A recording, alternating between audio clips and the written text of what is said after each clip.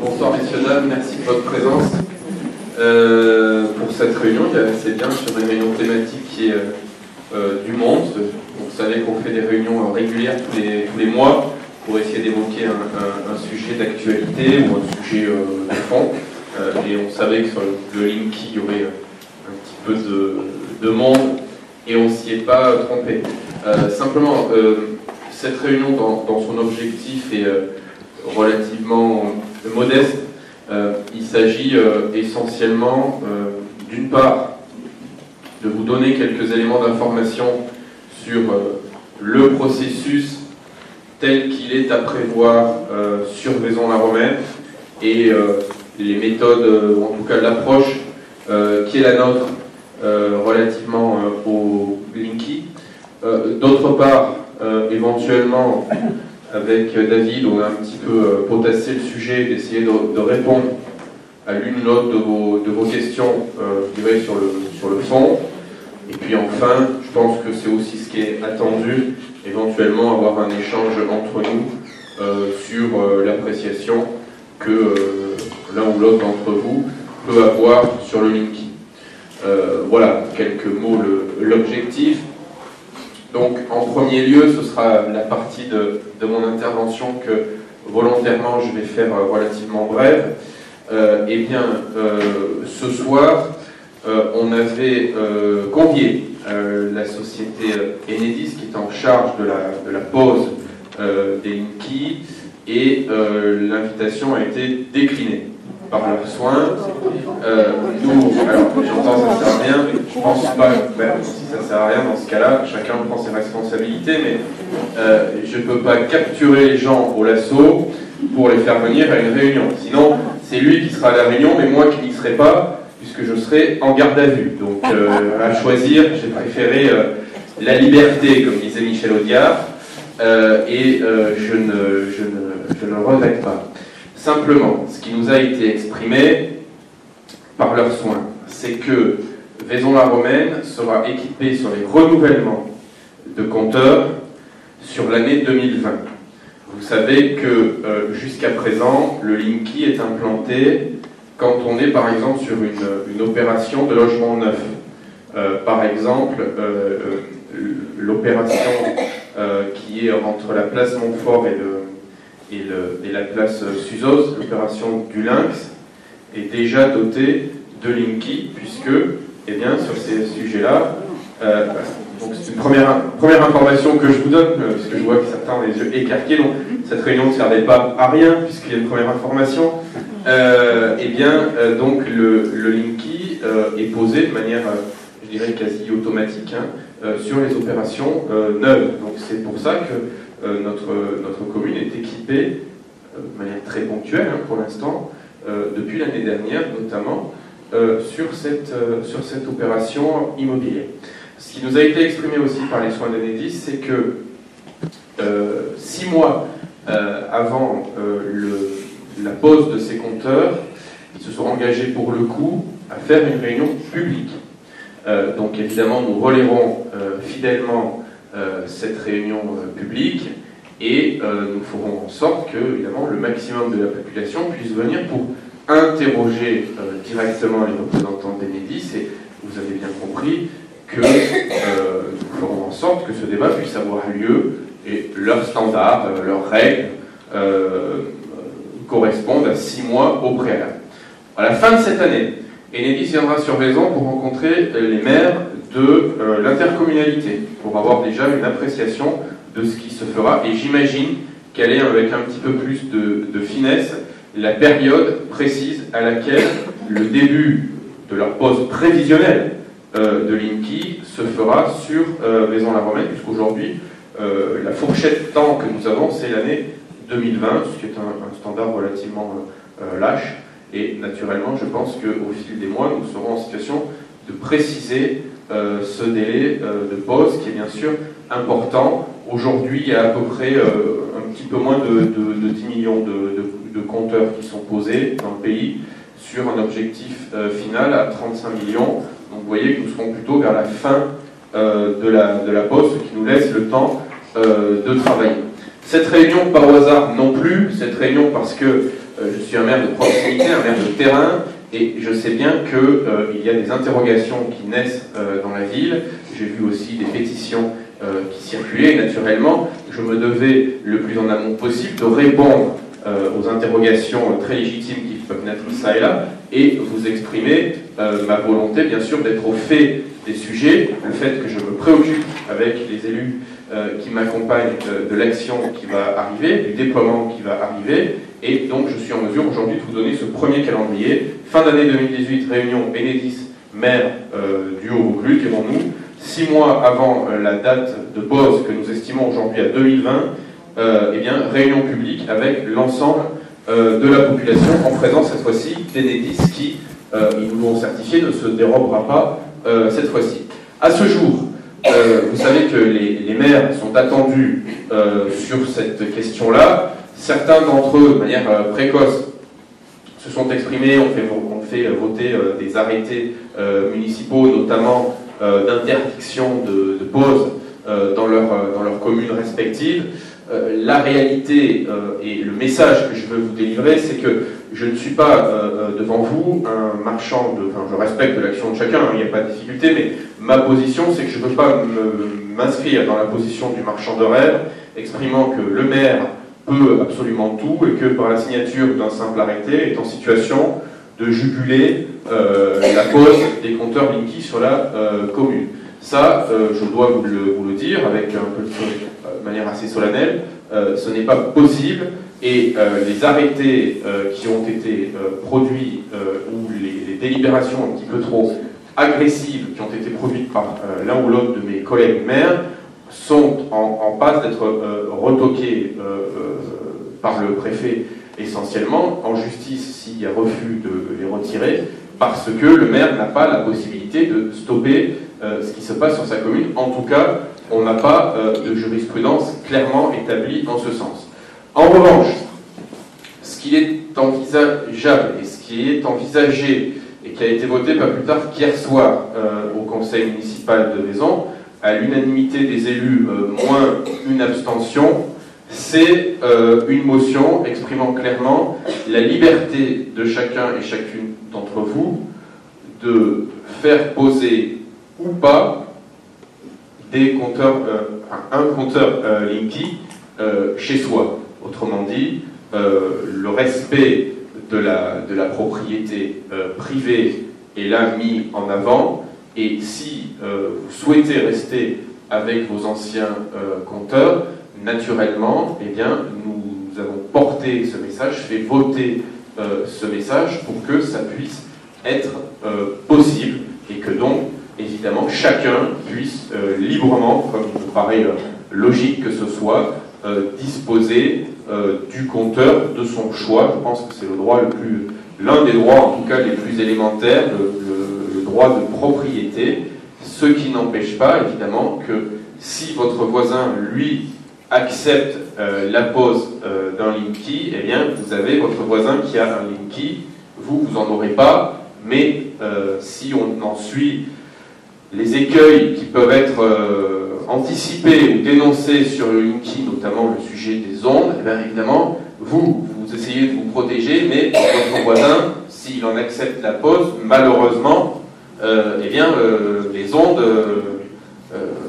existeront, navigueront, comme dit Daniel, et contre ça, à ce stade, un élu local, un maire, avec les pouvoirs dont il dispose, n'est pas en situation de le juguler de manière pérenne et de manière crédible. Voilà. En tous les cas, nous souhaitons combattre, en accord avec l'association des maires du Vaucluse, pour faire en sorte que le droit de propriété, en tout cas la capacité à jouir librement de ce qui se passe chez soi, de ce dont on dispose, puisse être respecté.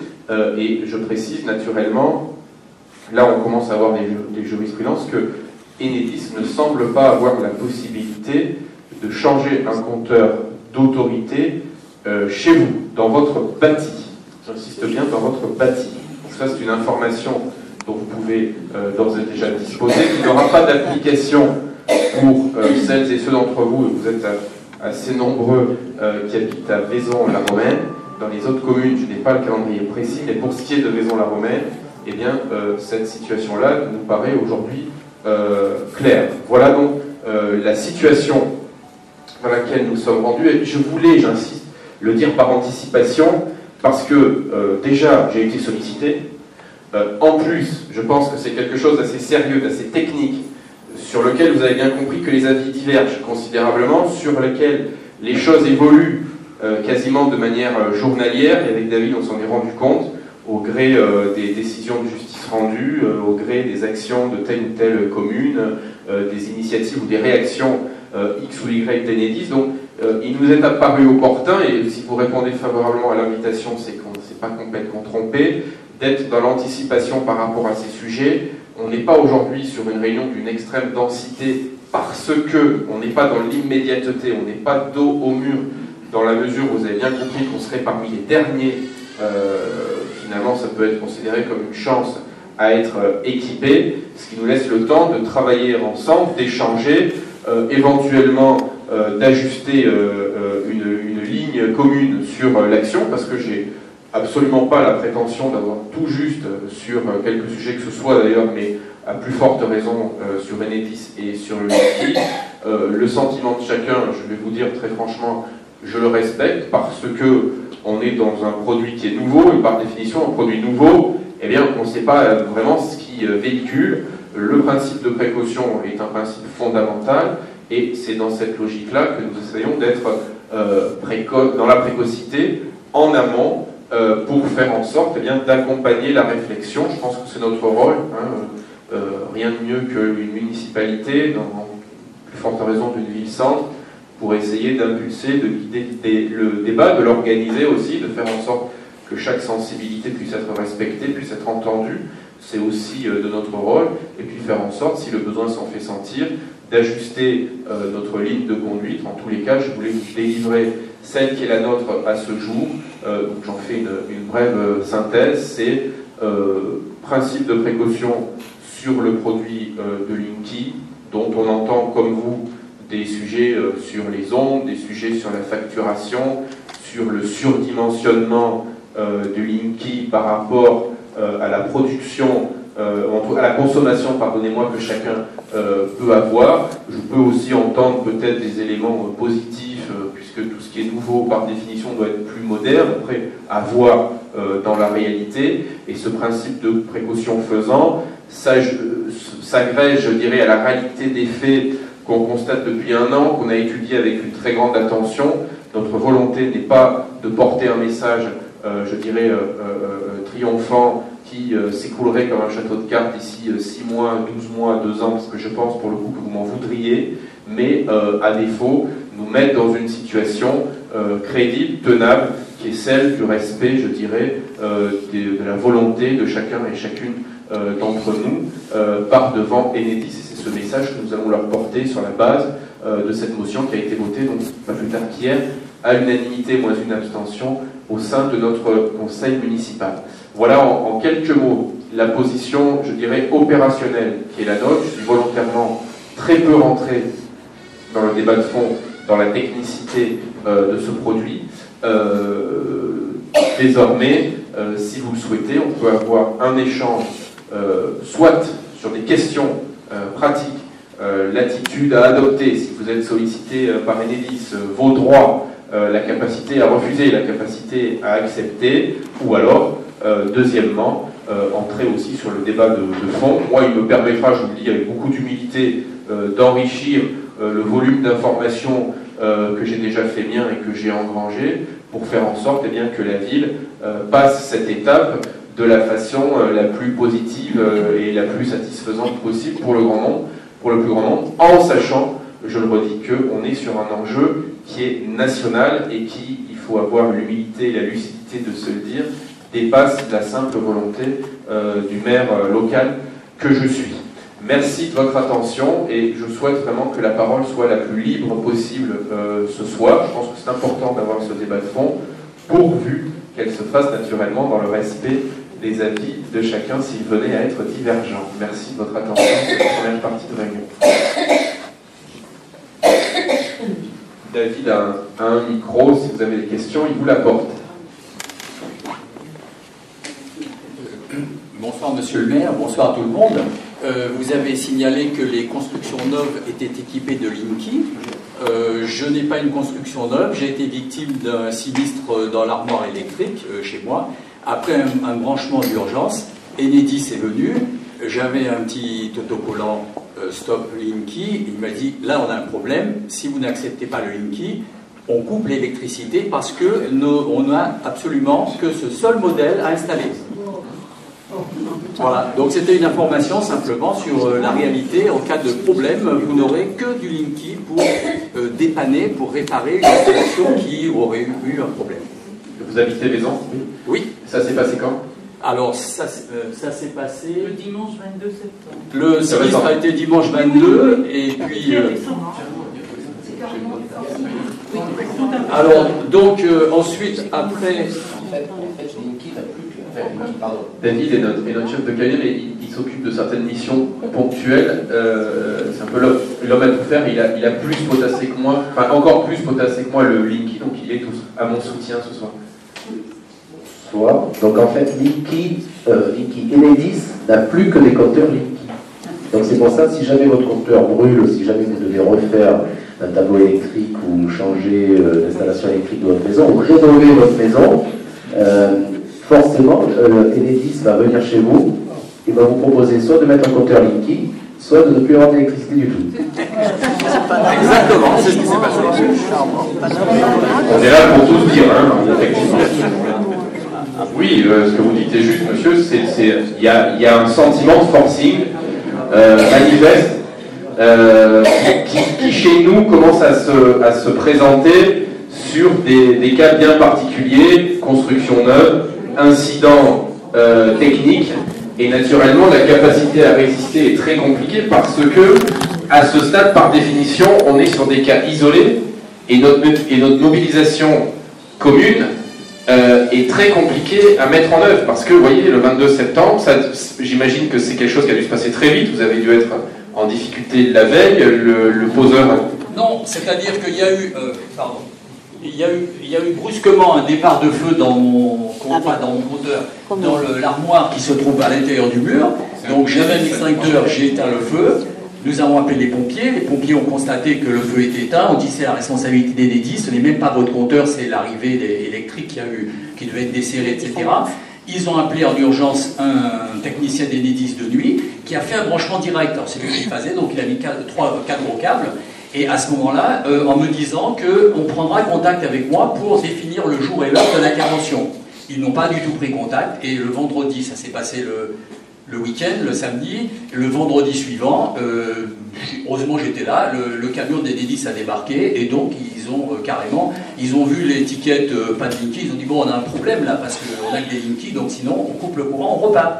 Donc qu'est-ce que vous voulez faire? Vous acceptez Linky, puisque voilà. Mais le rendez-vous n'était même pas planifié. Je veux dire, ils sont arrivés à l'improviste. Ils se trouvaient que j'étais là, sinon ils seraient venus, ils auraient installé. Le compteur est extérieur. Alors, il est dans le mur, mais il est extérieur. C'est pas un boîtier dans la rue, mais c'est dans la propriété, mais c'est accessible de l'extérieur. Mais si vous voulez, là, le cas il aurait été à l'intérieur, j'aurais été dans la même situation, puisque la maison aurait peut-être brûlé aussi, donc ça c'était autre chose. Mais ce que je veux dire, c'est que c'est l'absence d'autres matériels. Mais les deux personnes qui sont venues étaient fort aimables, fort sympathiques. On a eu une discussion tout à fait intéressante. Eux-mêmes sont des syndicalistes, je pense. Ils sont conscients des pertes d'emplois qu'il y aura derrière, puisque derrière, c'est des suppressions de postes, puisqu'il y aura plus de relevés de manuels de compteurs. Mais ils nous ont dit, nous, on nous a interdit, dans les camions, d'avoir les compteurs électroniques non communicants, la dernière génération de compteurs. Et donc, on est obligé de le mettre parce que les chefs nous ont interdit. De même que les anciens compteurs, ils se demandent ce que vont devenir les 35 millions de compteurs. Ils ont leur idée, mais on ne leur dit absolument pas. Ils prennent les compteurs anciens et on ne leur dit pas à eux, techniciens, ce que deviennent les compteurs réformés, entre guillemets. Donc voilà, disons, ils n'étaient pas du tout agressifs, ce n'étaient pas des sous-traitants, c'était des églises, et eux ils sont contraints, ils ont une mission de remettre un compteur. Il est évident qu'ils obéissent à la hiérarchie et on ne peut pas leur reprocher. Est-ce qu'il y a d'autres personnes dans la salle qui ont déjà des Linky? C'est vrai qu'on aurait dû commencer. Et ça, c'est Serge, tu l'as sur du neuf. Sur du neuf.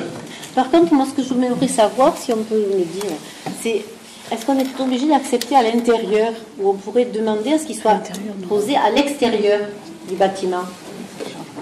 Sur du neuf? Oui. On n'a pas le choix? Ah, on peut le mettre à l'extérieur. On aurait pu. Voilà. Acheter le boîtier. Tu vois? Mais moi j'ai un boîtier. Bah si, quand il prend le feu, s'il est à l'extérieur, c'est quand même moins dangereux qu'à l'intérieur. Oui, c'est pour ça que Au niveau des ondes, c'est pareil. moi je veux pas, ils n'ont pas le droit de faire ça.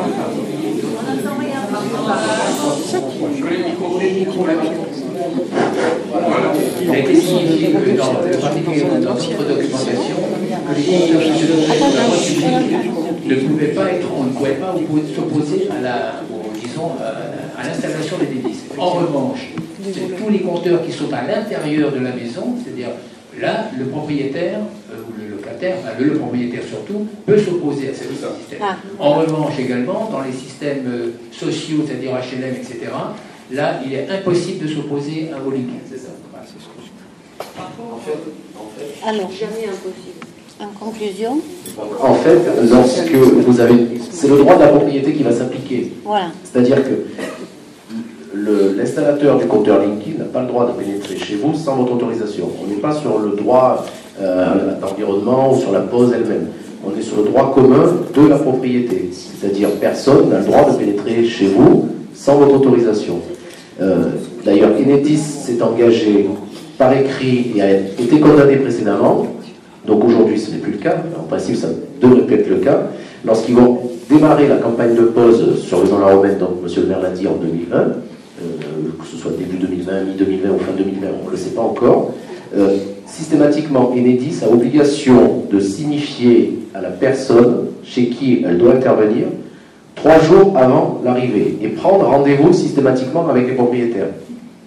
Donc là, ça concerne le propriétaire qui a son compteur chez lui. Si vous avez le compteur qui donne sur la voie publique, le remplacement est systématique.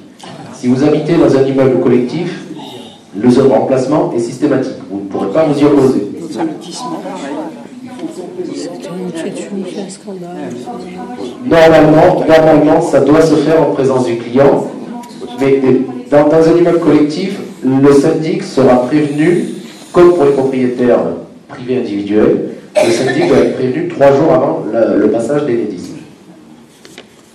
Toi qui as potassé le sujet, là, au niveau des ondes, Oui. quelle est Aujourd'hui, par rapport à un téléphone? Aujourd'hui, Serge, il n'y a aucune dangerosité qui a été prouvée scientifiquement sur les ondes émises par Enedis. En tout cas, les quelques études qui sortent aujourd'hui amènent à prouver qu'il y a moins d'ondes émises par un compteur Linky que par un téléphone portable ou par une borne Wi-Fi à l'intérieur de la maison. Ça, c'est faux. Après, par rapport à ça, évidemment, l'antithèse, c'est le principe de précaution, de se dire que sur un outil de ce style, c'est évidemment 20-30 ans après qu'on voit la réalité. Hein. Donc là, on est de la même façon que le téléphone portable, on a dit qu'il n'y avait pas de difficulté. Mais la réalité nous oblige aussi à dire qu'il est quand même... Déjà, les scientifiques ne sont pas toujours d'accord entre eux. Et puis, c'est à l'usage qu'on voit la réalité des faits. Donc aujourd'hui, la tendance est plutôt rassurante. Mais malheureusement, on ne peut pas se projeter 20-30 ans plus loin pour savoir la réalité de l'impact à terme. Voilà. Dès qu'il y a des ondes, il est évident qu'il y a soupçon, il y a doute. Et David me souffle que dans la motion qu'on a exprimée hier, on y fait clairement référence.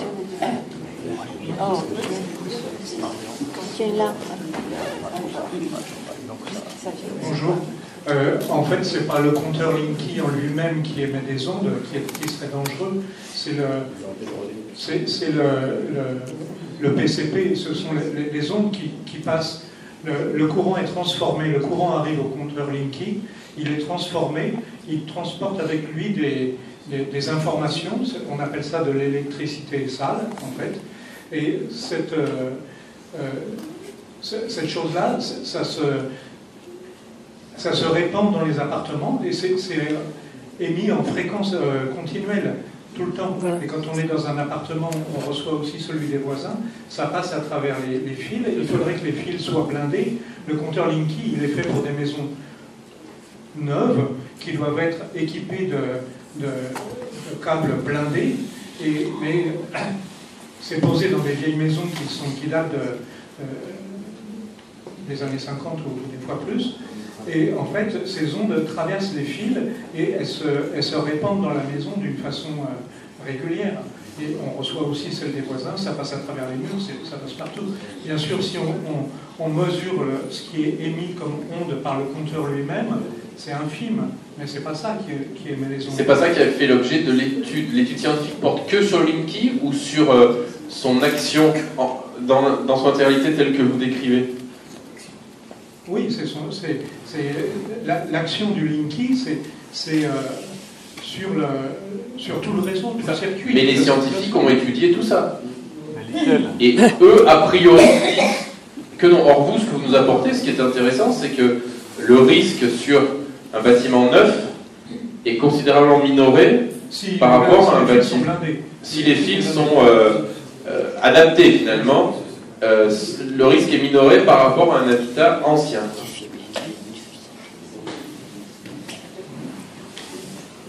Oui, effectivement, on s'est posé cette question parce que le Linky n'est qu'un élément dans un ensemble de brouillage électromagnétique. Effectivement, les fréquences du Linky sont des fréquences basses. On va pas faire un cours technique. Ouais. Donc l'énergie transportée par le Linky, effectivement, est infinitésimale. Le problème, c'est que ces compteurs, en fait, c'est pour des raisons économiques. Il s'agissait d'optimiser le réseau et d'avoir des remontées d'informations en permanence, de s'adapter aux énergies renouvelables qui sont par définition intermittentes, par opposition aux centrales thermiques, charbon, nucléaire, etc., qui fonctionnent 24/24.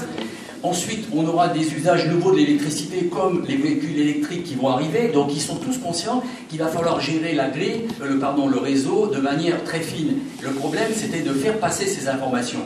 Et donc, Enedis, c'est un problème économique. On a demandé, en plus, c'était pas le corps de métier d'Enedis, ce sont des électriciens. Donc, ils ont dû embaucher des spécialistes de l'Internet des objets. Et effectivement, comment faire passer l'information? Il y avait plusieurs solutions. La première, c'était d'équiper chaque compteur d'une carte SIM. Et ils n'ont pas retenu cette solution. Il y a déjà des ondes 3G, 4G. Quelques données n'auraient rien changé au paysage électromagnétique. Simplement, il fallait payer les abonnements auprès de... Donc, ils ne voulaient pas. Ils voulaient rester propriétaires de leur structure. Bon, la deuxième solution, c'était la fibre optique. Mais ça aurait coûté des milliards de passer de la fibre optique. C'était impossible. Et la troisième solution, c'est d'utiliser leur fil, au moins dans le réseau basse tension. C'est pour ça que Linky, c'est un système mixte. Tous les compteurs Linky d'une boucle locale, c'est-à-dire avant un transformateur moyenne tension, vont communiquer entre eux, exactement comme des objets sur Internet, par exemple des routeurs, communiquent entre eux, puisque chaque Linky aura une adresse IP, exactement comme un appareil informatique standard. Et d'ailleurs, si un Linky est trop loin du transformateur, en fait, du concentrateur, eh bien, il va être relayé le signal par d'autres Linky. C'est pour ça que monsieur disait, effectivement, ça va être un bruit permanent sur ces fils. Et donc ces fils étant comme des antennes, c'est pas la peine des kilomètres de fils non blindés sont des antennes, et donc sur ces bandes de fréquences, il y aura de la friture en quelque sorte. Alors il y a l'aspect santé, mais il y a aussi les aspects purement électriques. Je veux dire, les appareils électriques sont plus ou moins protégés, mais je pense qu'il y aura un vieillissement de certains matériels électroniques bon marché qui ne vont pas forcément apprécier un courant qui, aux 50 Hz que nous connaissons, on va y ajouter des tas de fréquences en permanence. Donc, à moins de mettre des filtres, il y a des solutions individuelles pour la maison, mais ça coûte cher, de mettre des filtres pour bloquer ces fréquences. Effectivement, on ne sait pas... Ces filtres se mettraient où, donc, précisément, pour les gens, techniquement les filtres se mettraient entre le disjoncteur client et le tableau de distribution. Il y a des fabricants qui commencent, et donc ce sont des fils qui vont filtrer ces fréquences. Une niche qui est en train de naître au niveau économique. Vous avez tout à fait compris. C'était des filtres industriels qui sont... Les fabricants étaient des gens qui fabriquaient des filtres pour l'industrie, puisque souvent l'industrie, par exemple, ou la médecine, vous ne pouvez pas avoir un courant sale si vous avez des IRM, toutes sortes de machines, etc. Vous avez besoin d'un courant qui soit propre pour l'électronique. Donc c'est une adaptation, comme vous dites, à un marché naissant, mais on parle là de quelques centaines d'euros. Donc c'est quand même, et ça protégera au moins l'habitation. En tous les cas, merci messieurs cette précision que je n'avais pas. Non, je vous coupe la parole. c'est simplement pour rebondir sur ce sujet, c'est que on verra de quoi demain sera fait en 2020, hein, on verra, parce que les choses bougent tellement vite. En tout cas, il est très je ne le savais pas, il est très intéressant de retenir ce que vous dites. À mon humble avis, c'est qu'il existe des filtres qui peuvent permettre de juguler ces fameuses ondes qui sont catalysées en local par l'action même du Linky. Voilà, au moins, en fait, dans la maison, c'est pour les fils domestiques. Et puisqu'on est là-dessus, dans l'électricité du bâtiment, ce n'est pas mon métier, mais bon, j'ai quand même eu la curiosité de regarder. Effectivement, on commence à vendre des gaines qui sont elles-mêmes blindées. Donc ça veut dire qu'il y a un surcoût. J'ai regardé le prix, le rouleau de 100 mètres, c'est plus cher que le rouleau de 100 mètres banal. Et on tire les fils à l'intérieur de cette gaine qui comporte un blindage, tout simplement. Parce qu'effectivement, il y a des appareils électroniques, en dehors des gens qui peuvent être sensibles ou non, ça c'est une question, effectivement, comme vous dites, principe de précaution, on n'est pas sûr qu'il y ait des effets sur la santé, certains disent oui, d'autres disent non. On est sûr, par définition. Voilà, mais pour l'électronique, c'est vrai que, mais vous savez que nos propres appareils domestiques, quelquefois, génèrent aussi des parasites de la même nature. Une alimentation d'ordinateur bon marché, un four à micro-ondes,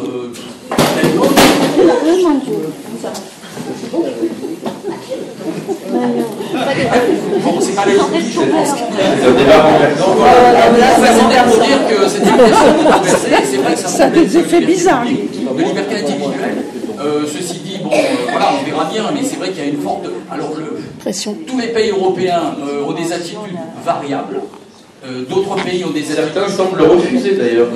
Alors, ils vont toujours l'accepter pour les gros clients. L'exemple de la Belgique, justement, notre fils. Pour les privés, pour les particuliers.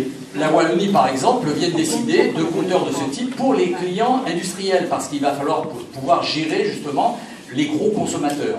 L'Allemagne de même, apparemment, a décidé, pour des questions-là de coût, toujours pareil, de remplacement, de se concentrer sur les industriels, les gros consommateurs. Pas les privés. Pas les privés.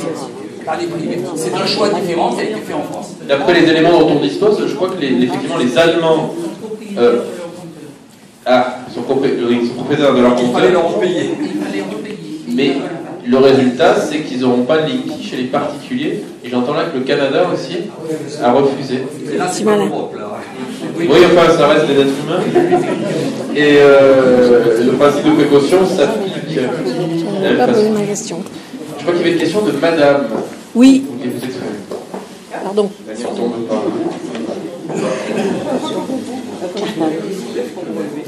Merci. Oui, j'ai noté ce que monsieur a dit, là, pour faire éviter les effets nocifs de ces fils. Je ne sais pas à qui il faudrait s'adresser si on nous impose. Pardon. Oui. Voilà. On entend mieux. Toucher le menton avec. Oui, je ne sais pas qui pourra faire ces installations de protection, en fin de compte. C'est les privés qui vont. Oui, donc voilà, c'est ça. Bon.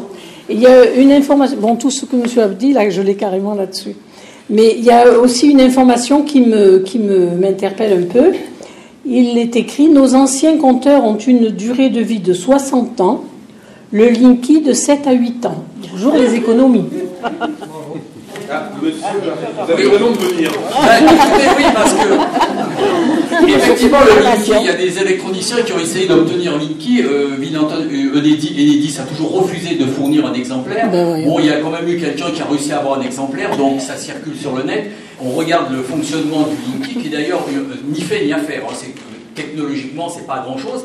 Et il y a quand même une pile, pour ceux qui connaissent, une CR 2032, c'est-à-dire la petite pile ronde qui se trouve dans les cartes mères d'ordinateur. Vous la connaissez, la CR 2032 ? Non.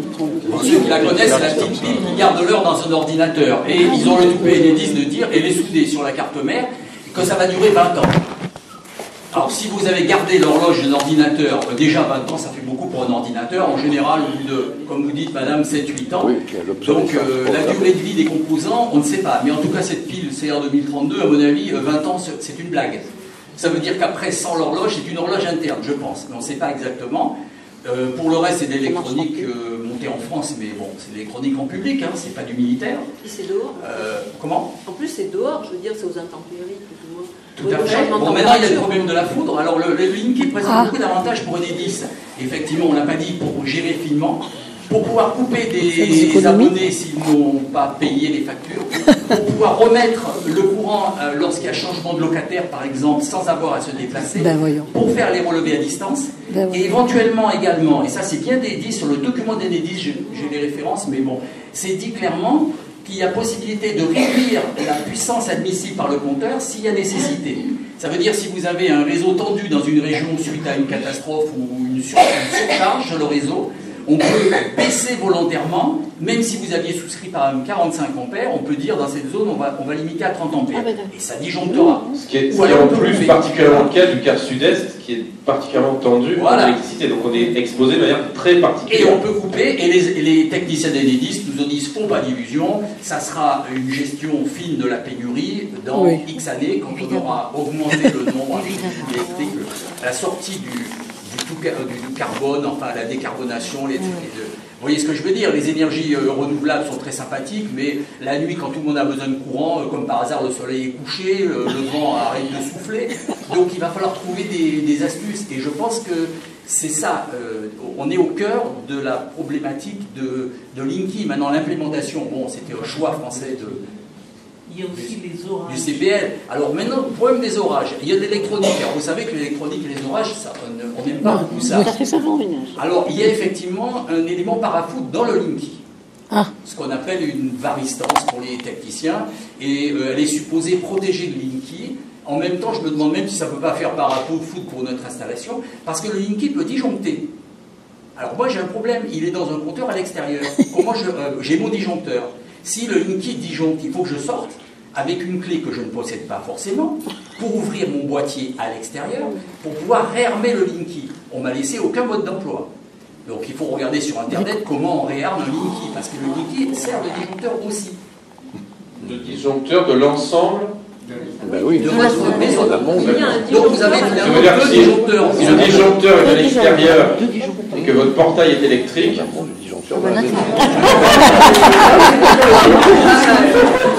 j'en sais pas. Les alarmes, non, mais c'est du délire. Les alarmes, les choses comme ça.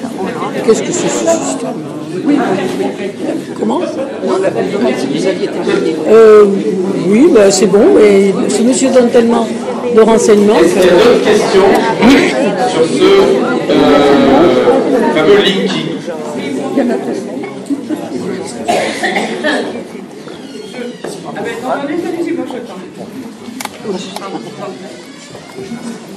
Vous avez dit qu'on était libre de s'opposer donc à l'installation des Linky à l'intérieur. Mais dans notre cas, par exemple, le compteur est même à 100 mètres de la maison. C'est bien.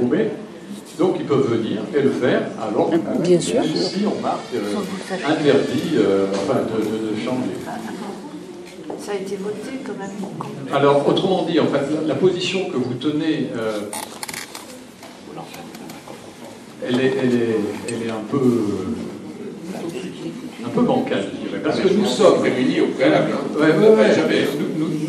On espérait que la mairie, en tant qu'organisme officiel, puisse aider les individus que nous sommes à nous regrouper, et on espérait que la mairie puisse faire rempart.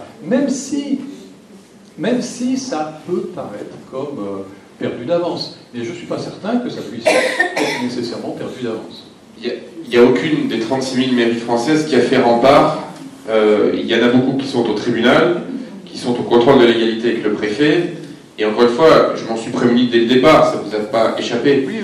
Je n'ai pas de pouvoir exécutif et je n'ai pas la capacité réglementaire de bloquer.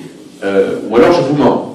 Mais comme je ne mens pas, je vous exprime la meilleure latitude qui est la nôtre. C'est pas le mot bancal que j'aurais utilisé, c'est une position intermédiaire.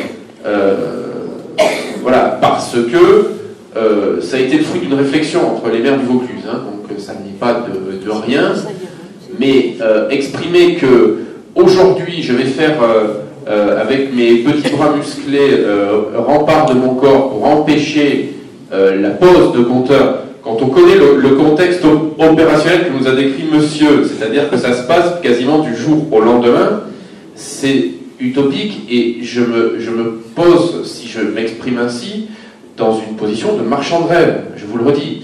En tout cas, c'est le sentiment que j'ai. Et je ne veux pas vous mentir, je peux vous décevoir, parce qu'on peut croire que le maire a tout pouvoir. Quand on exerce la responsabilité depuis quelques années comme moi, ça fait bien longtemps qu'on a atterri et qu'on se rend compte que ce qu'on nous demande par rapport aux moyens qui sont en face représente un déséquilibre flagrant. La situation qui est tenable pour moi, la motion, l'expression opérationnelle qui est tenable pour nous, c'est celle-ci. Exprimer qu'on va empêcher une petite camionnette Enedis qui va venir un beau matin poser dans un quartier X ou Y de Vaison un compteur parce que l'autre a brûlé, ou empêcher sur une opération neuve qu'un beau matin le maître d'œuvre ordonne la pose d'Enedis de Linky, pardonnez-moi, sur tous les logements prévus dans une opération, c'est illusoire. Et je ne suis pas capable de vous le promettre. Et mes collègues qui ont promis, aujourd'hui, qu'est-ce qu'ils voient? La pose de Linky dans leur commune. Et des collègues, je leur ferai grâce de citer des noms, mais ils sont, croyez-moi, ils sont légion. Et je vous le dis dans le secret de cette salle, à se mordre les doigts de s'être autant engagé et de voir la force du retour de flamme qui est le leur. Voilà, retour de flamme, pas pour les compteurs brûlés. Hein. Voilà, donc je pourrais tenir cette position, mais je pense que sur la durée, elle rattrape, et elle rattrapera celles et ceux qui la tiennent, et qu'elle n'est pas la réalité des pouvoirs et de la marge de manœuvre, surtout dont je dispose. Voilà. Après, se fédérer, c'est autre chose. Mais ça ne peut pas venir que des maires de France. Ça doit être un mouvement populaire, mais qui doit se coordonner au-delà des frontières de la ville. Moi, exceptionnellement, je pense que je le fais très rarement, je crois que même que je ne l'ai jamais fait, mais je monterai au congrès des maires cette année, au moins pour avoir une position plus nationale de la situation, c'est fin novembre, mais on n'a jamais vu qu'un mouvement populaire ne naissait que des maires. Ça, c'est pas vrai. Après, si on veut se grouper, aller plus loin, il faut le faire. Ça peut être ce soir l'amorce d'un noyau qui se rencontre, etc. On peut servir à ça. Mais je mens si je dis que moi je vais arrêter le Linky dans ma commune, ce n'est pas vrai. On est en France là ou... Dans quel pays sommes-nous? Ça pose un problème, cette histoire de compteurs accessibles à l'extérieur, alors que ceux qui sont à l'intérieur des maisons sont protégés. Ça veut dire qu'il y a des citoyens de deuxième zone, qui n'ont pas les mêmes droits que les autres. Égalité de traitement. Voilà, on n'a pas... J'ai mon compteur qui donne sur la rue, donc je n'ai pas le droit de m'y opposer. Tandis que si j'étais par hasard avec le compteur à l'intérieur, j'aurais le droit de refuser ce compteur, je pourrais jouir de mon droit. Mais le fait que la boîte était ouverte sur l'extérieur, ça m'enlève ce droit. C'est au niveau juridique, qu'est-ce que c'est posé? En cas de problème, si votre compteur est à l'intérieur, en tout cas, je ne sais pas si la m'arrêtera, et si votre compteur est à l'intérieur et qu'il y a un problème sur ce compteur, et que vous avez refusé Linky, que vous avez conservé votre ancien compteur, vous aurez des déplacements et des frais d'entretien que vous n'avez pas avec voilà, le double. Ça, c'est le chantage, ça. Exactement, c'est le chantage. Oui, mais par rapport juste à la simple jouissance de mes droits,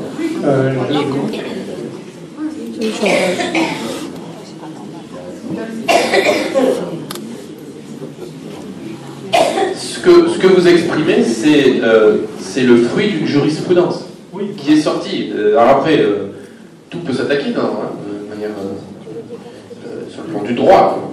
Mais c'est ce qui est ressorti. C'est ça, à partir du moment où on reconnaît que ceux qui ont leur compteur à l'intérieur de la maison peuvent avoir la liberté de refuser le Linky, pourquoi est-ce qu'on n'accorde pas ce droit à ceux qui ont le compteur dans la rue? C'est illégitime. Parce qu'en fait, il y a deux réglementations différentes qui s'opposent, c'est-à-dire que comme j'ai dit tout à l'heure, il y a le droit de propriété, c'est-à-dire pour pénétrer à l'intérieur de votre maison, vous devez obtenir l'accord du propriétaire de la maison. Oui, ça je viens. Voilà. Et Enedis, en fait, se base sur le fait que lorsque vous avez signé le contrat d'abonnement avec Enedis, avec votre fournisseur d'électricité, vous lui donnez dans ce contrat d'abonnement, vous lui accordez la possibilité d'accéder au compteur. C'est écrit. Vous lui accordez la possibilité d'accéder au compteur. Et toute la jurisprudence constante aujourd'hui de n'importe quel tribunal en France, appuie et donne raison à Enedis qui s'appuie sur cette phase-là de votre contrat d'abonnement. Donc si le compteur est accessible de l'extérieur, par définition, lorsque vous avez signé le contrat d'abonnement, vous avez dit à Enedis, vous venez quand vous voulez. Je ne lui ai pas donné l'autorisation pour qu'il me change mon compteur. Je ne lui ai pas donné l'autorisation pour qu'il me... Vous lui avez donné... En plus de l'électricité, des ondes. Je n'ai pas acheté ça. Alors, ça, il le fait de son propre chef. Il le fait parce que l'État lui demande de le faire. Ah oui, mais c'est la dictature en marche. Exactement. Ceci étant, ponctuellement, essayons de voir le verre à moitié plein. Pour celles et ceux d'entre vous qui ont des compteurs intérieurs, il faut bien retenir que vous avez une marge de manœuvre qui est assez fondamentale. Évidemment, c'est au détriment des autres, hein, on est d'accord. Mais je pense, enfin, c'est pas lié, mais vous avez raison, c'est pas lié. Mais en tout cas, il faut bien retenir de cette soirée, de cette réunion, que si vous avez, par bonheur, oserais-je dire, un compteur intérieur, vous avez la capacité de refuser. Voilà. Une question, s'il vous plaît. Et si on change de fournisseur d'électricité, puisque maintenant il y a plusieurs fournisseurs d'électricité? La question c'est, est-ce qu'on peut se sortir de... Enfin, quel impact si on change de fournisseur d'électricité? La réponse est clairement aucun impact. D'autres questions? Oui. Moi je voulais apporter une information supplémentaire. Vous voulez bien le micro là? Oui, d'accord. Le fait d'avoir ce compteur à l'intérieur ne vous donne pas le droit de refuser le compteur Linky, vous donne le droit de refuser l'accès à Enedis. C'est tout à fait différent. Alors certaines personnes qui ont leur compteur à l'extérieur ont trouvé en moyenne de trouver que le problème en barricadant leur compteur. Et à ce donc on va avoir beaucoup de demandes de permis de construire dans la ville. On va saturer le service urbanisme avec vos idées. Et en s'opposant à ce que Enedis ouvre leur boîte. Puisque la boîte est à eux, si le compteur est à Enedis, la boîte est à eux. Donc ils peuvent la fermer à clé. Et certains poseurs se sont permis de fracturer, ce qui a entraîné des plaintes. Donc pour l'instant, Enedis a une position d'attente sur ce point-là, en attendant que les choses se déclenchent. Donc, à titre provisoire, vous pouvez barricader vos compteurs, mettre un cadenas, et à ce moment-là... C'est une excellente information. Le temps que les choses évoluent, vous serez tranquille, mais tôt ou tard, vous y viendrez. Je voudrais quand même donner une précision, c'est que c'est vrai qu'on a vraiment le droit de barricader son compteur. Et ce qui paraît très normal pour être un petit peu égalité avec ceux qui l'ont à l'intérieur. De toute manière, on nous dit, si le compteur est à l'extérieur et que vous avez fermé à clé, par exemple, eh ben, on ne peut plus venir faire des relevés, on doit avoir accès à votre compteur. Mais si vous avez votre compteur à l'intérieur, Enedis n'a pas accès à votre compteur. Donc en fait, c'est exactement pareil. Il faut savoir que les boîtiers, c'est nous qui en sommes les propriétaires. Donc on a le droit de protéger notre compteur. Et même si on observe les conditions générales de vente d'Enedis, ils nous disent bien, votre compteur il est fragile. Alors des autres, ils n'étaient pas trop fragiles, mais ceux-là sont quand même des ordinateurs. Donc c'est fragile. Et puis n'importe qui, un peu malveillant, pourrait très bien venir voir, parce qu'on a toutes les informations, il suffit d'appuyer sur les boutons pour voir que vous n'avez pas été là, par exemple, pendant plusieurs jours. Donc comme c'est un ordinateur, il faut encore plus se protéger. Et donc Enedis, dans les conditions générales de vente, dit de toute manière, vous êtes responsable de votre compteur et vous devez le protéger. Alors avant, on n'avait pas grand-chose à cacher, une roue qui tourne, bon voilà. Maintenant, il faut vraiment le protéger, donc c'est finalement presque un devoir que de barricader son compteur. Après, vous pouvez faire une petite ouverture pour que la personne qui passe le relevé, ce serait quand même mieux que d'être obligé de prendre un rendez-vous et tout, parce que bon, c'est quand même gênant, il ne faut pas empêcher le service. Mais ce n'est pas une obligation, parce que quand vous avez votre compteur à l'intérieur, ils prennent rendez-vous pour venir faire le relevé. Puis bon, maintenant, il y a le relevé, quand même, le relevé confiance, donc on donne les relevés, ils sont pas très souvent en fait, hein. C'est une fois par an, quelquefois c'est même moins. Donc vous envoyez vos relevés, vous pouvez, il y a des fournisseurs qui demandent des photos du relevé, il y en a d'autres, c'est juste confiance, c'est-à-dire voilà. Vous croyez qu'avec Enedis, on peut avoir confiance? Il faut savoir que il y a quand même eu un jugement au tribunal de La Rochelle, et donc ce jugement a fait jurisprudence et donc montre qu'on peut barricader son compteur, hein, c'est pas du tout interdit, contrairement à certains bruits qui courent, voilà. Merci de ce témoignage. S'il y a d'autres bonnes idées de cette nature, je pense que chacun aura plaisir à les entendre. Pardon.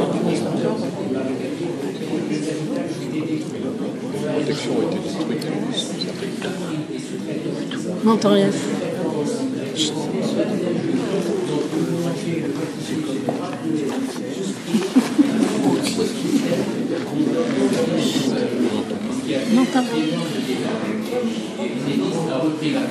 On n'entend rien. En tout cas, de toute façon, gagner un petit peu de temps. Voilà.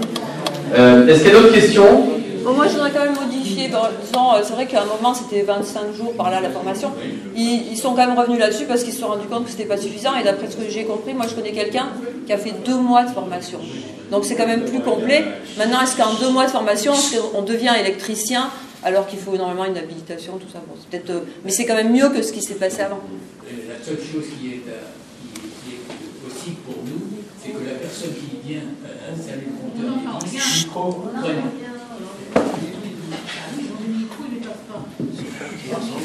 oui, la seule chose que l'on peut disons, observer quand les personnes viennent installer un compteur, c'est qu'ils fassent partie des listes, qu'ils aient leur carte professionnelle et qu'ils justifient que c'est bien que ce soit un technicien.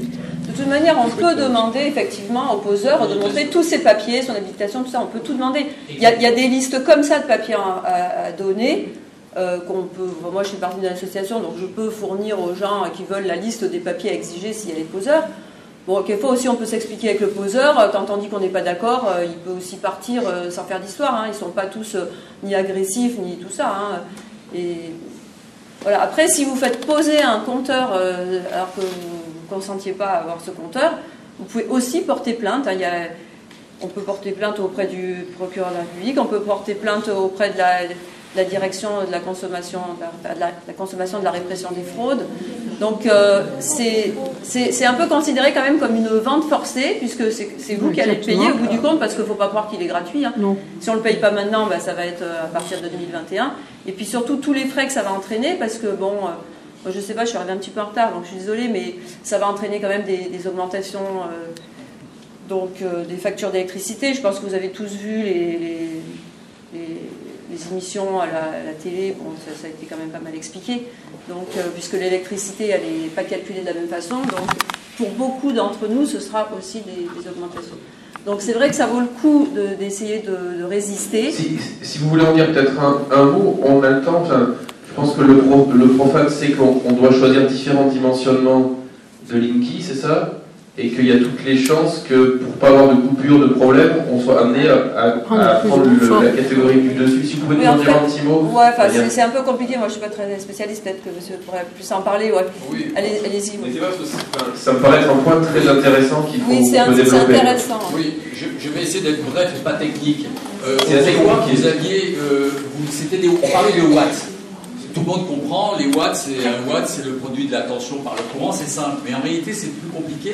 Et en 2011, je crois, vous m'arrêterez si je fais une erreur, les factures ont changé, c'est marqué VA, volt-ampère.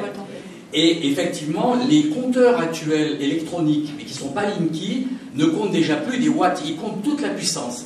Et alors, je vais dire un mot. Les anciens compteurs à roulettes, le gars qui installait, je lui ai dit, mais je suis perdant. Ah, il m'a dit, oui, vous aviez l'ancien compteur. L'ancien compteur, si vous voulez, quand vous avez un appareil électrique, il y a une partie de la puissance qui est en quelque sorte, je ne voudrais pas gaspiller. Bon, on appelle ça la puissance réactive, peu importe. Et à ce moment-là, si vous avez un radiateur de chauffage, c'est la même chose. Or, dans tous les appareils électroniques qu'on a aujourd'hui, on en a de plus en plus. Vous remplacez une ampoule, par exemple, à incandescence, marquée 60 watts, par une LED qui est marquée 6 watts. Mais 6 watts, c'est formidable, vous pouvez comprendre le rapport. Mais votre 6 watts, en fait, va être facturé plus parce qu'il y a une donnée qui n'est pas là, c'est-à-dire qu'il y a un déphasage courant tension. Bon, on va pas faire un cours. Et donc, ça veut dire que de 6 watts, ça va faire l'équivalent de 8,5 ou 9. La plupart des appareils électroniques, donc c'est pour ça que mathématiquement, cette énergie qui n'était pas facturée aux particuliers avec les anciens compteurs, qu'il était, du moins il y avait une pénalisation, il y avait un calcul pour les industriels, là maintenant va être facturé. Donc c'est pas vraiment que le Linky va vous faire payer des choses qui n'existent pas, et c'est vraiment c'était de la perte pour EDF. Mais il y a un gain pour EDF, et il y a effectivement une perte pour le client qui logiquement devrait voir une augmentation de 20-25%.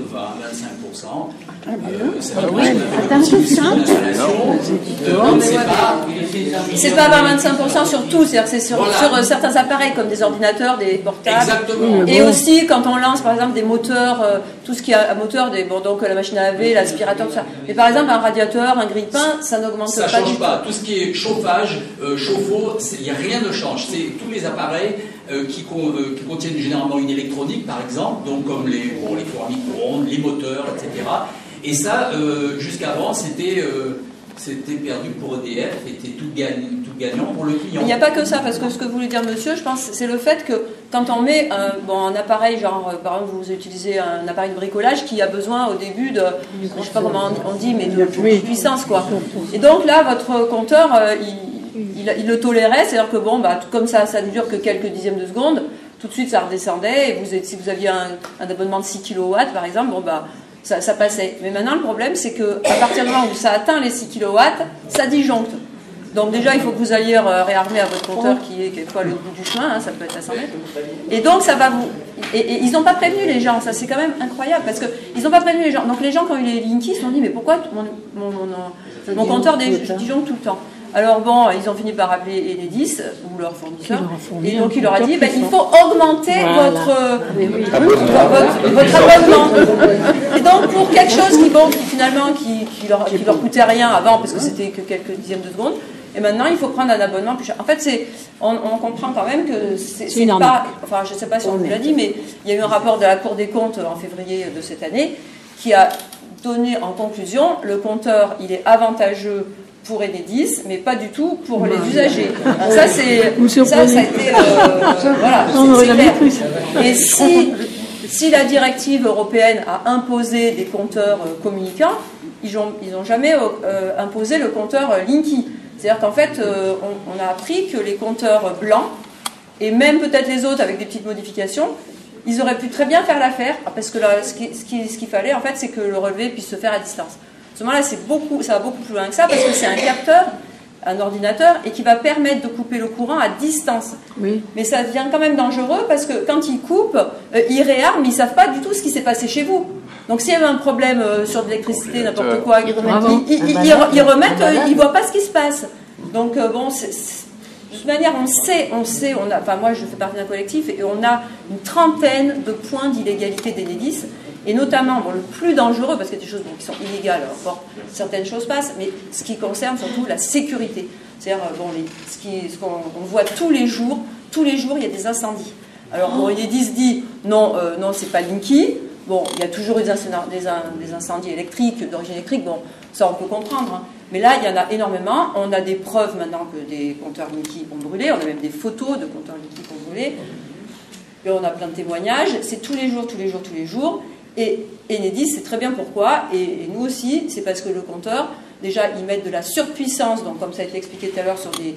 Parce que, il y a une histoire d'ondes, donc c'est vrai que les câbles ne sont pas blindés. Il n'y a pas que ça, il n'y a pas que le problème des câbles qui ne sont pas blindés pour les ondes, mais il y a le problème des câbles qui sont trop petits.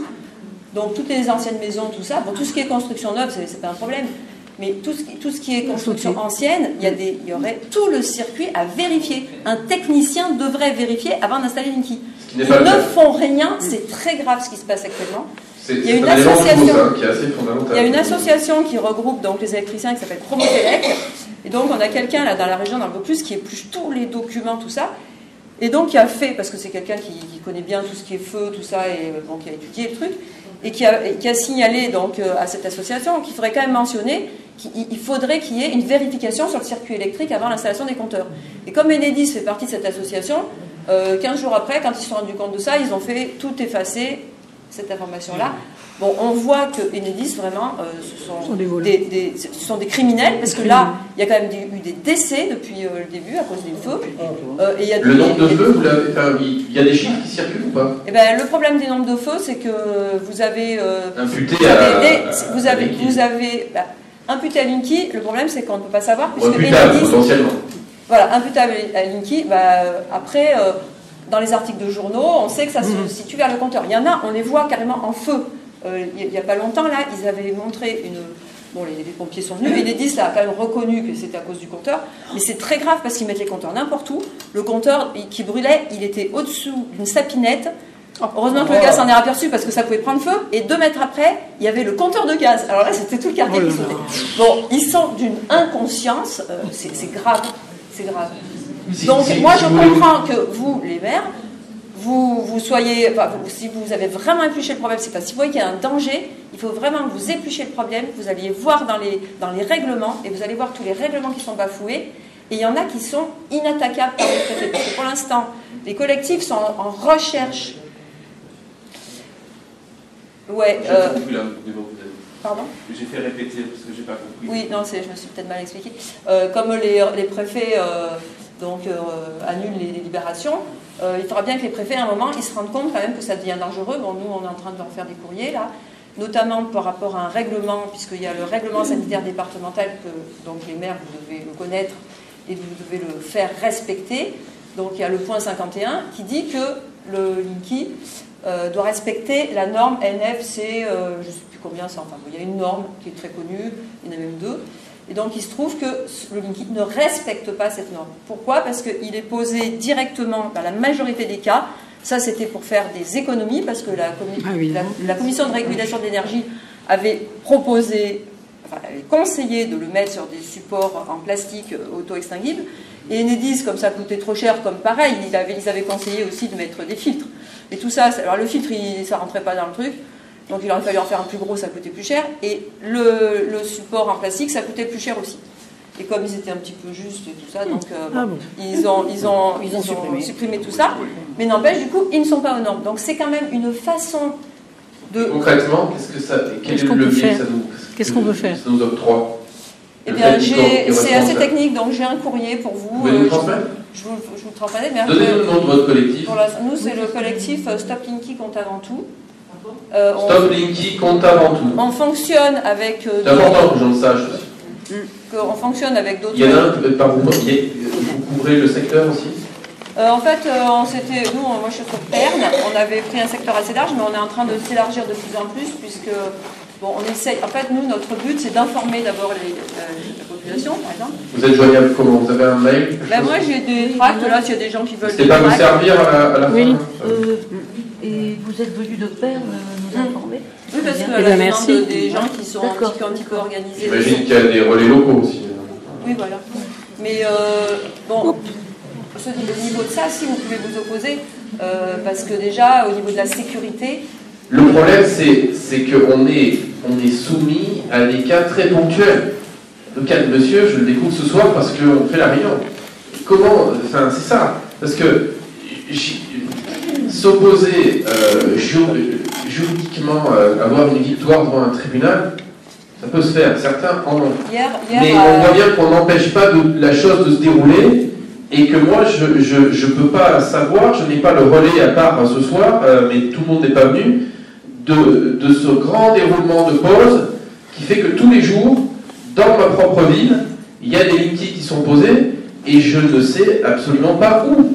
C'est aussi sur le... Si normalement vous recevez un... nous, à la mairie, c'est affiché les Linky qui vont être posés. Et vous les recevez ? Rien du tout. Ah bon. Rien du tout. Enfin, en tout cas, on est d'accord que de toute manière, c'est très difficile de s'opposer pour les maires. Que de toute manière, les préfets vont plus ou moins les terroriser. Même certains même, il y a du chantage. Vous avez peut-être subi du chantage. Je ne sais pas si vous avez une position pour ou contre Linky, mais il y a des maires qui ont subi du chantage. Le contrôle de légalité, c'est compliqué de passer. Oui. J'ai pas de chantage amont. Parce que, bon... Non, mais parce qu'il y en a qui en ont eu. Moi, non. Mais par contre, on a la sanction après. Mais vous êtes prêt quand même à défendre je ne ferai pas cette réunion. Hein. Non, mais parce que il y en a, c'est plus ou moins parce que M. Lovisolo a proposé des motions. Là, d'ailleurs, il vient peut-être vous envoyer un nouveau courrier. Moi, j'ai fait passer celle-là. Vous pouvez proposer un vœu. Vous avez entendu parler du vœu, ça se vient. Non, moi, c'est la motion.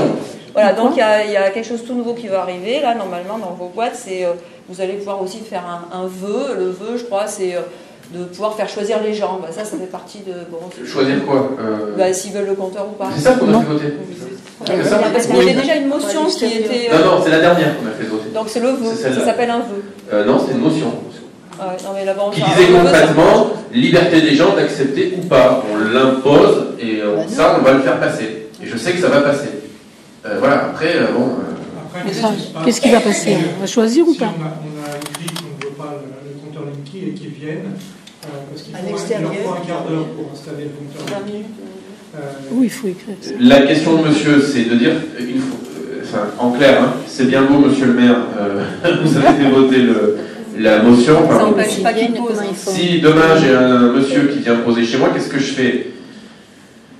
Venez me voir et on verra. Parce que je pense que ce qu'on a voté, qui est issu quand même du suffrage populaire, ne doit pas être bafoué de la sorte. Voilà. Que les gens viennent me voir. Moi, Non, mais on peut donner l'exemple. Ouais, je vous considère comme une spécialiste de la chose, hein, puisque vous êtes impliqué. J'ai bien retenu le fait que c'était compliqué pour les maires de s'opposer. Maintenant, on n'est pas dans une...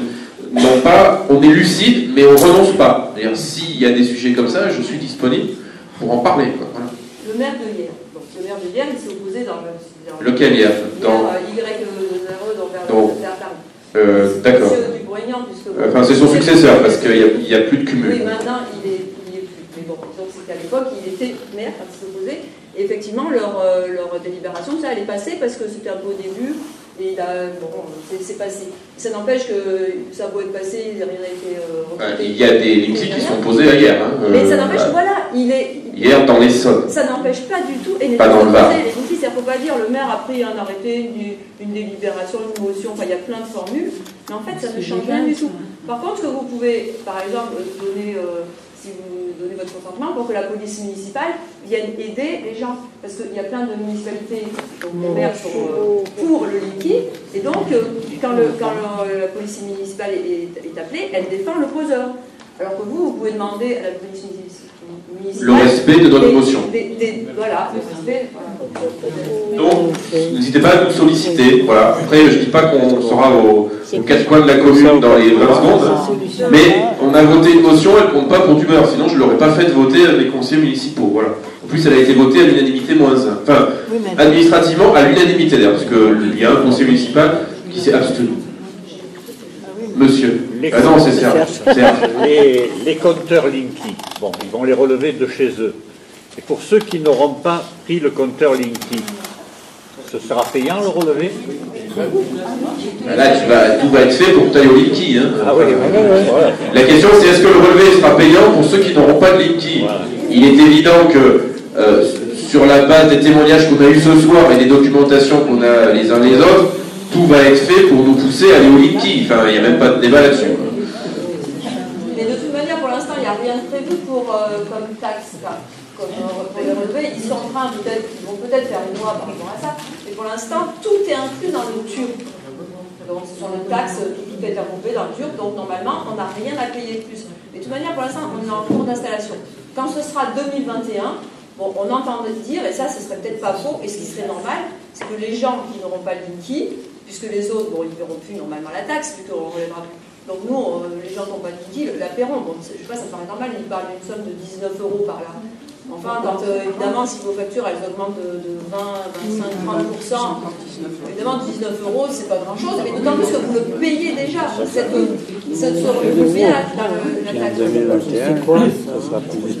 Bien, eh bien écoutez, merci en tout cas de votre présence et témoignage. Moi, je m'engage à deux choses. C'est Enedis va venir voir les maires fin d'année, donc je ferai un compte rendu dans le mensuel de la ville dans le mois qui suivra, et naturellement, on fera une communication large pour la réunion publique en présence d'Enedis cette fois-ci, dans un délai escompté, selon leur témoignage, à 6 mois avant la première pause officielle sur la ville. Voilà, donc on a 2 échéances qui arrivent et sur lesquelles on sera amenés à de nouveau communiquer.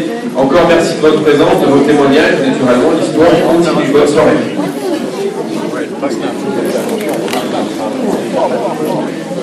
Le plus intéressant, c'était le monsieur qui parlait.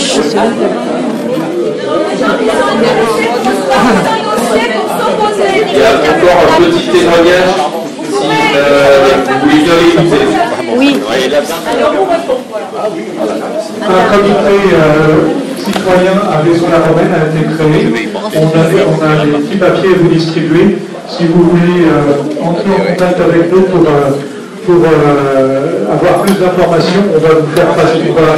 On a le projet d'organiser une réunion d'ici le mois prochain, et avec une projection d'un film sur le compteur Linky, fait par des spécialistes.